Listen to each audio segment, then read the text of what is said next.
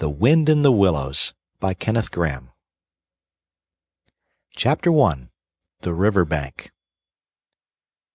The mole had been working very hard all the morning, spring cleaning his little home, first with brooms, then with dusters, then on ladders and steps and chairs, with a brush and a pail of whitewash, till he had dust in his throat and eyes, and splashes of whitewash all over his black fur, and an aching back and weary arms.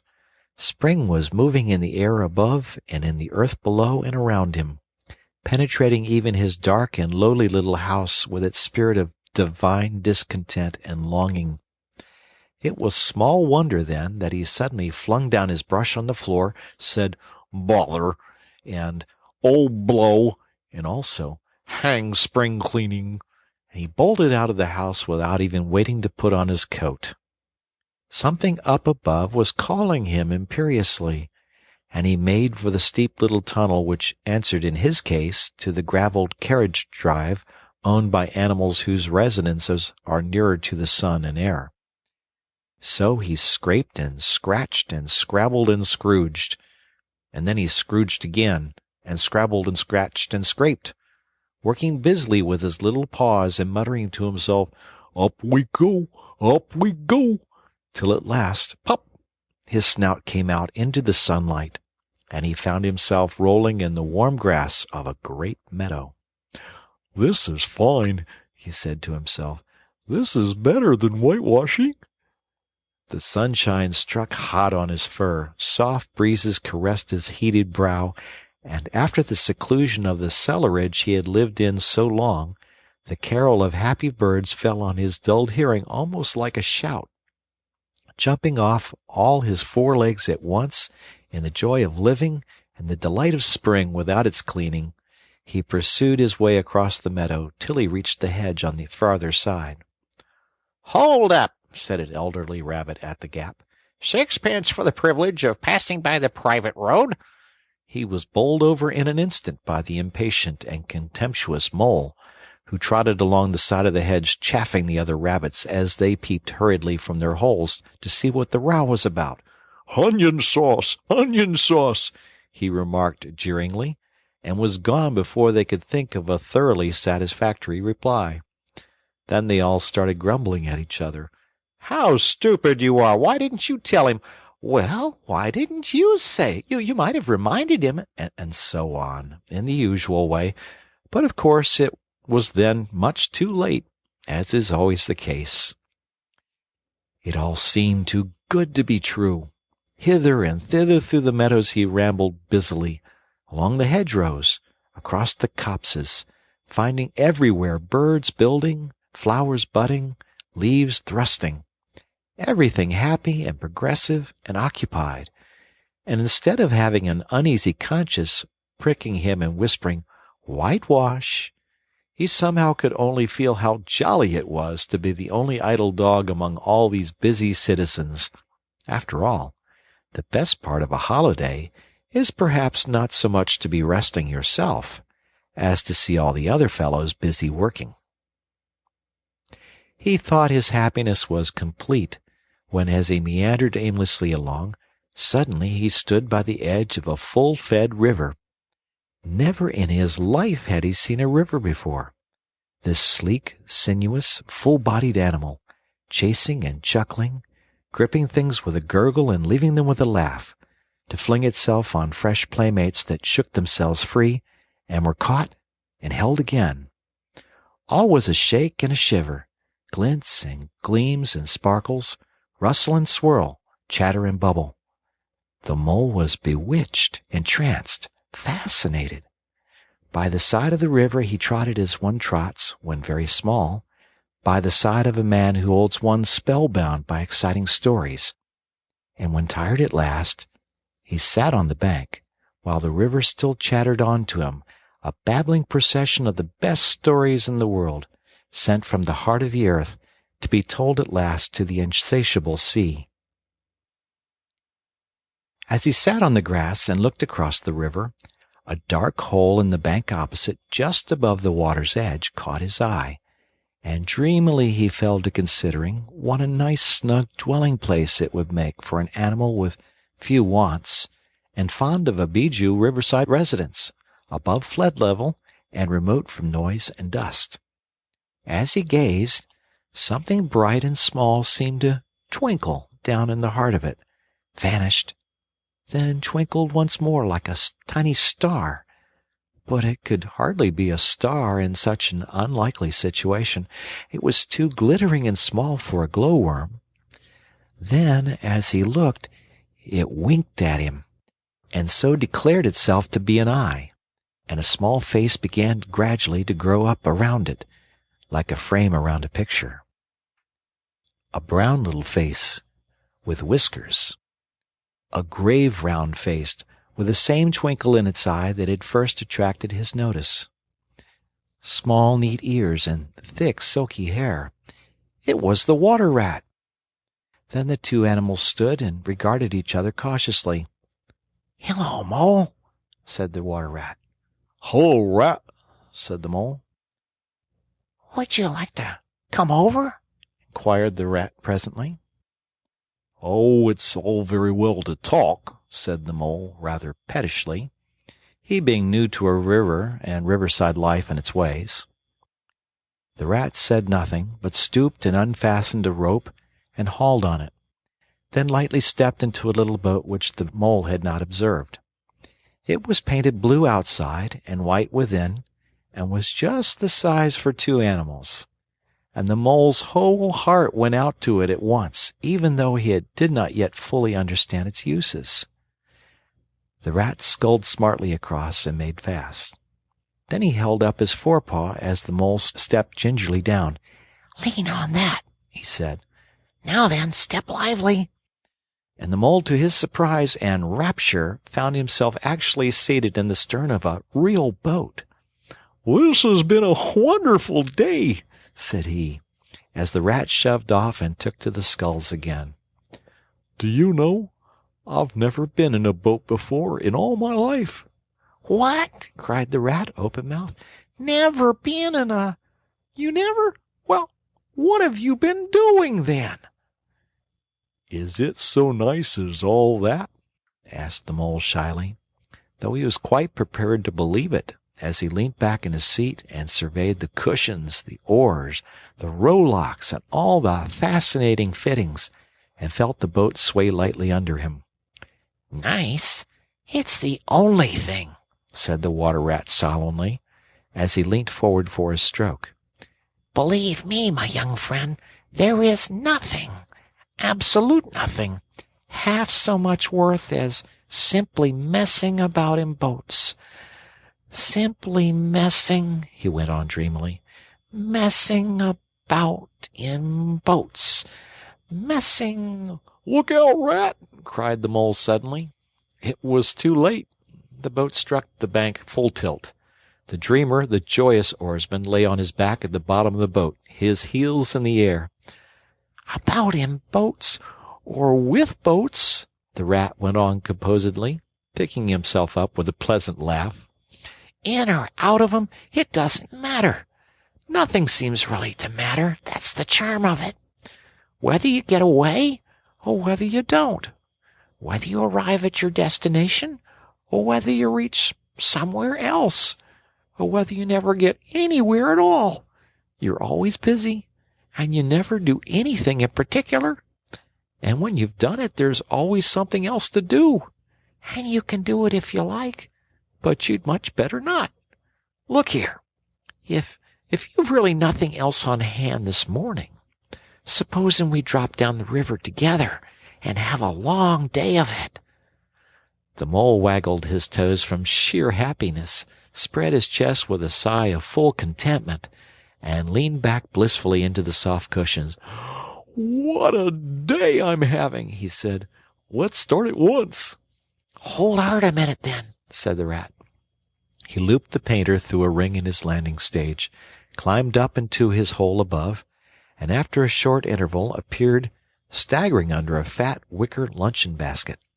"Shove that under your feet," he observed to the Mole, as he passed it down into the boat. Then he untied the painter and took the skulls again.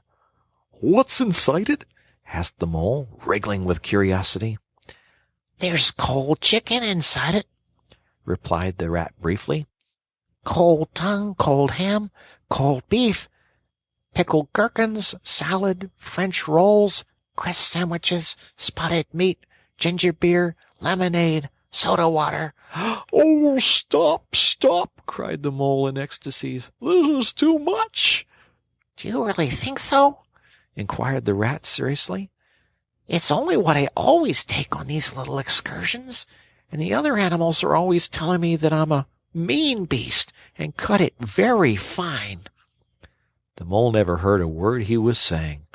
Absorbed in the new life he was entering upon, intoxicated with the sparkle, the ripple, the scents and the sounds and the sunlight, he trailed a paw in the water and dreamed long waking dreams. The Water Rat, like the good little fellow he was, sculled steadily on and forbore to disturb him. "I like your clothes awfully, old chap," he remarked after some half an hour or so had passed. "I'm going to get a black velvet smoking suit myself some day, as soon as I can afford it." "Oh, I beg your pardon," said the Mole, pulling himself together with an effort. "You must think me very rude, but this is all so new to me. So this is a river." "The river," corrected the Rat. "And you really live by the river? What a jolly life!" "By it, and with it, and on it, and in it," said the Rat. "It's brother and sister to me, and aunts and company, and food and drink, and, naturally, washing. It's my world, and I don't want any other. What it hasn't got is not worth having, and what it doesn't know is not worth knowing. Lord, the times we've had together! Whether in winter or summer, spring or autumn, it's always got its fun and its excitements. When the floods are on in February, and my cellars and basement are brimming with drink that's no good to me, and the brown water runs by my best bedroom window, or again when it all drops away and shows patches of mud that smells like plum cake, and the rushes and weed clog the channels, and I can potter about dry-shod over most of the bed of it and find fresh food to eat, and things careless people have dropped out of boats." "But isn't it a bit dull at times?" the Mole ventured to ask. "Just you and the river, and no one else to pass a word with?" "No one else to... Oh, well, I mustn't be too hard on you," said the Rat with forbearance. "You're new to it, and of course you don't know. The bank is so crowded nowadays that many people are moving away altogether. Oh, no, it isn't what it used to be, at all. Otters, kingfishers, dab-chicks, moorhens, all of them about all day long, and always wanting you to do something, as if a fellow had no business of his own to attend to." "What lies over there?" asked the Mole, waving a paw towards a background of woodland that darkly framed the water meadows on one side of the river. "That? Oh, that's just the wildwood," said the Rat shortly. "We don't go there very much, we riverbankers." Aren't they very nice people in there?" said the Mole, a trifle nervously. "Well," replied the Rat, "let me see. The squirrels are all right, and the rabbits, some of 'em, but rabbits are a mixed lot. Then there's Badger, of course. He lives right in the heart of it. Wouldn't live anywhere else, either, if it paid him to do it. Dear old Badger. Nobody interferes with him. They'd better not," he added significantly. "Why, who should interfere with him?" asked the Mole. "Well, of course, there are others," explained the Rat in a hesitating sort of way. "Weasels and stoats and foxes and so on. They're all right in a way. I'm very good friends with 'em. Pass the time of day when we meet and all that. But they break out sometimes, there's no denying it. And then, well, You can't really trust them, and that's the fact." The Mole knew well that it was quite against animal etiquette to dwell on possible trouble ahead, or even to allude to it, so he dropped the subject. "And beyond the wild wood again?" he asked, "where it's all blue and dim, and one sees what may be hills, or perhaps they mayn't, and something like the smoke of towns, or is that only cloud drift?" "Beyond the wild wood comes the wide world," said the Rat. "And that's something that doesn't matter, either to you or me. I've never been there, and I'm never going, nor you either, if you've got any sense at all.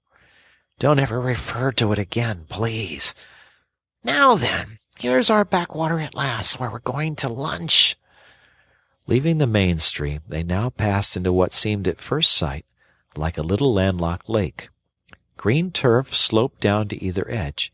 Brown, snaky tree roots gleamed below the surface of the quiet water, while ahead of them the silvery shoulder and foamy tumble of a weir, arm in arm with a restless dripping mill-wheel that held up in its turn a grey-gabled mill-house, filled the air with a soothing murmur of sound, dull and smothery, yet with little clear voices speaking up cheerfully out of it at intervals.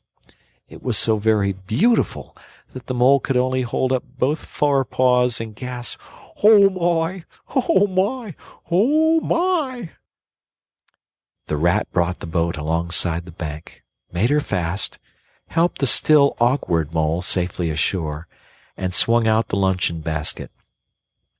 The Mole begged as a favor to be allowed to unpack it all by himself, and the Rat was very pleased to indulge him, and to sprawl at full length on the grass and rest, while his excited friend shook out the tablecloth and spread it, took out all the mysterious packets, one by one, and arranged their contents in due order, still gasping, "Oh my! Oh my!"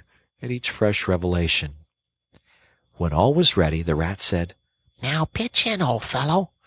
And the Mole was indeed very glad to obey, for he had started his spring cleaning at a very early hour that morning, as people will do, and had not paused for bite or sup, and he had been through a very great deal since that distant time which now seemed so many days ago.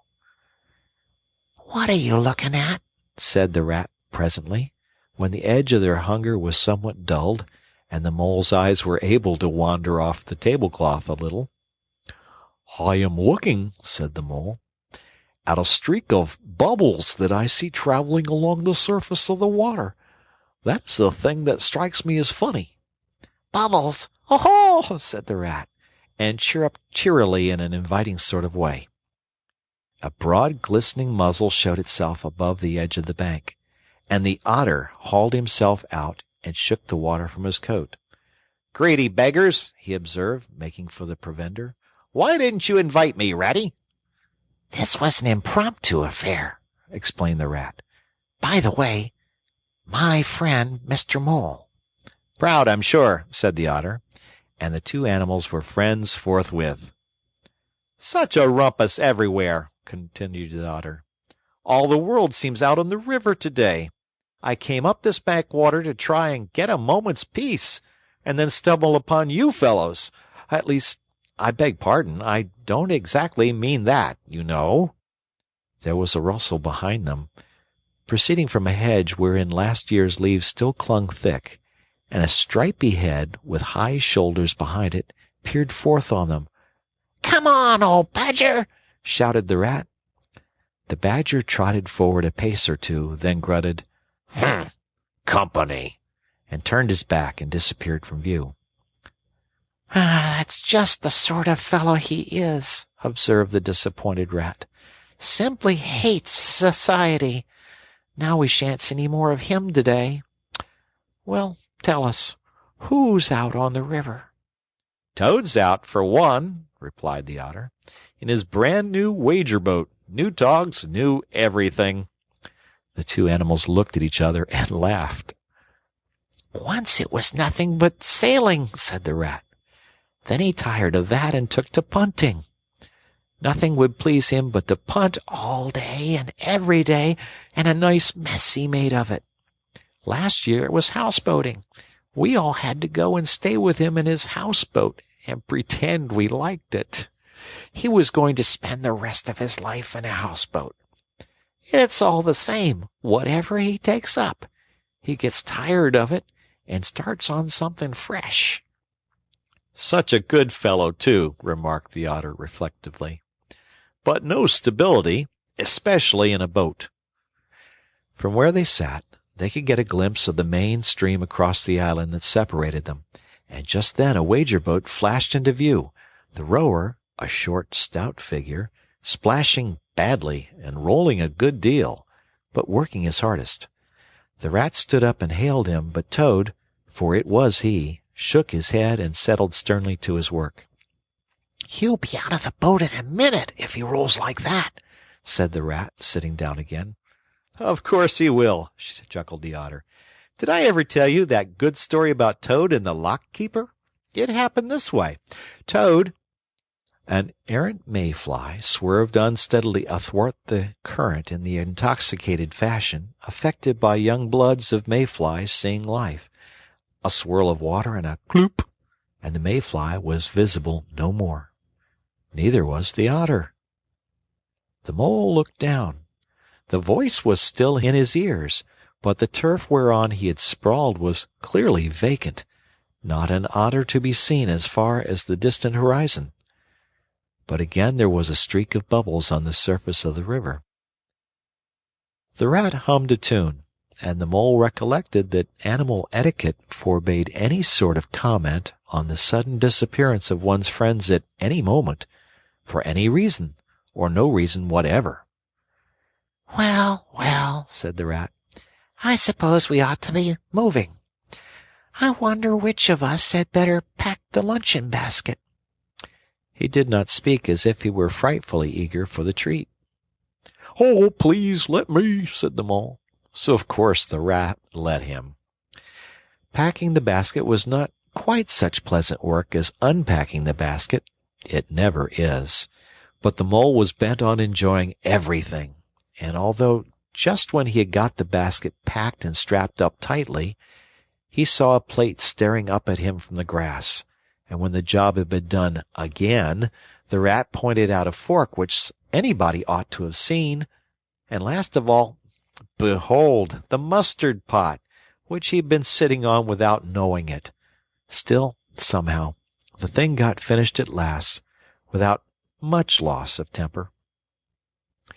The afternoon sun was getting low as the Rat sculled gently homewards in a dreamy mood, murmuring poetry things over to himself, and not paying much attention to Mole. But the Mole was very full of lunch and self-satisfaction and pride, and already quite at home in a boat, so he thought, and was getting a bit restless besides, and presently said, "Ratty, please, I want to row now." The Rat shook his head with a smile. "Not yet, my young friend," he said. "Wait till you've had a few lessons. It's not so easy as it looks." The Mole was quiet for a minute or two, but he began to feel more and more jealous of Rat, sculling so strongly and so easily along, and his pride began to whisper that he could do it every bit as well. He jumped up and seized the sculls so suddenly that the Rat, who was gazing out over the water and saying more poetry things to himself, was taken by surprise and fell backwards off his seat with his legs in the air for the second time, while the triumphant Mole took his place and grabbed the sculls with entire confidence. "Stop it, you silly ass!" cried the Rat from the bottom of the boat. "You can't do it. You'll have us over." The Mole flung his sculls back with a flourish, and made a great dig at the water. He missed the surface altogether. His legs flew up above his head, and he found himself lying on top of the prostrate Rat. Greatly alarmed, he made a grab at the side of the boat, and the next moment, sploosh! Over went the boat, and he found himself struggling in the river. Oh, my! How cold the water was! And oh, how very wet it felt! How it sang in his ears as he went down, down, down! How bright and welcome the sun looked as he rose to the surface, coughing and spluttering! How black was his despair when he felt himself sinking again! Then a firm paw gripped him by the back of his neck. It was the rat, and he was evidently laughing. The mole could feel him laughing, right down his arm and through his paw and so into his, the mole's, neck. The rat got hold of a skull and shoved it under the mole's arm. Then he did the same by the other side of him, and, swimming behind, propelled the helpless animal to shore, hauled him out, and set him down on the bank, a squashy, pulpy lump of misery. When the rat had rubbed him down a bit, and wrung some of the wet out of him, he said, "Now then, old fellow, trot up and down the towing path as hard as you can till you're warm and dry again, while I dive for the luncheon basket." So the dismal mole, wet without and ashamed within, trotted about till he was fairly dry, while the rat plunged into the water again, recovered the boat, righted her and made her fast, fetched his floating property to shore by degrees, and finally dived successfully for the luncheon basket and struggled to land with it. When all was ready for a start once more, the mole, limp and dejected, took his seat in the stern of the boat, and as they set off he said in a low voice, broken with emotion, Ratty, my generous friend, I am very sorry indeed for my foolish and ungrateful conduct. My heart quite fails me when I think how I might have lost that beautiful luncheon basket. Indeed, I have been a complete ass, and I know it. Will you overlook it this once and forgive me, and let things go on as before? "That's all right, bless you," responded the rat cheerily. "What's a little wet to a water rat? I'm more in the water than out of it most days. Don't you think any more about it. And look here, I really think you had better come and stop with me for a little time. It's very plain and rough, you know. Not like Toad's house at all, but you haven't seen that yet. Still, I can make you comfortable, and I'll teach you to row and to swim, and you'll soon be as handy on the water as any of us." The mole was so touched by his kind manner of speaking that he could find no voice to answer him, and he had to brush away a tear or two with the back of his paw. But the rat kindly looked in another direction, and presently the mole's spirits revived again, and he was even able to give some straight back talk to a couple of moorhens who were sniggering to each other about his bedraggled appearance. When they got home, the rat made a bright fire in the parlor, and planted the mole in an armchair in front of it, having fetched down a dressing-gown and slippers for him, and told him river stories till supper-time. Very thrilling stories they were, too, to an earth-dwelling animal like mole.